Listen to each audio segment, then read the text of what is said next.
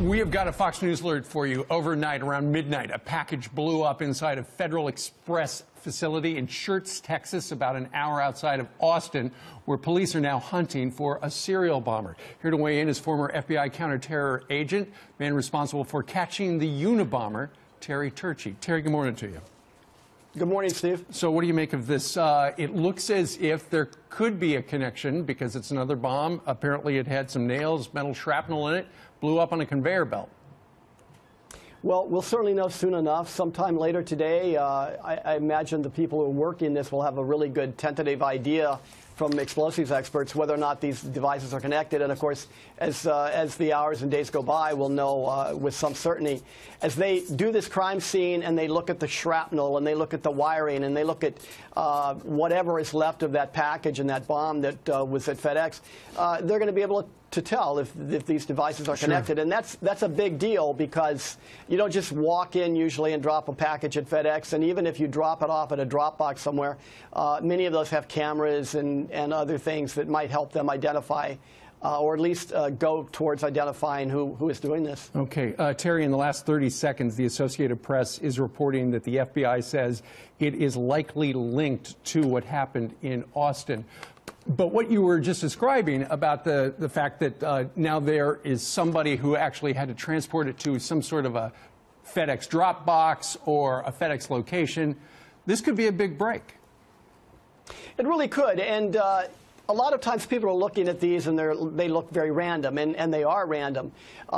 We have a hard time at this stage figuring out motives and things, but what we do know from the past is if you look and you start really digging into all the separate locations where crimes occurred, you look at the various corridors like the interstates that are going from north, south, east, or west from these places, you can start to get kind of a sense of the environment and the entrance to and the exit from these places that the bomber might have taken. You can start coming up with ideas as to where you might go and find cameras. We have computers now that we didn't have back in Unabomb. They can collect and then assess a lot of information, up to and including photographs and things. And just an example of how these things can come together. Right. Let's look at the Olympic bombing. They literally had no cameras at Centennial Park in 1996, but what they did is hundreds of agents literally fanned out, interviewed and found anybody and everybody in the park that night and asked them one question: did you take photos? Right. And then they got the photos and they made this massive display at the command post, literally accounting for every second of that time. And we can do things like that now that we couldn't ever do back then, and that may help as well. Terry, before what blew up in Schertz, Texas overnight, people down there that I've been watching, the ATF folks and the FBI people, were saying that the latest device, which was left alongside a road, that ratchets everything up because it's much more sophisticated. It had a tripwire.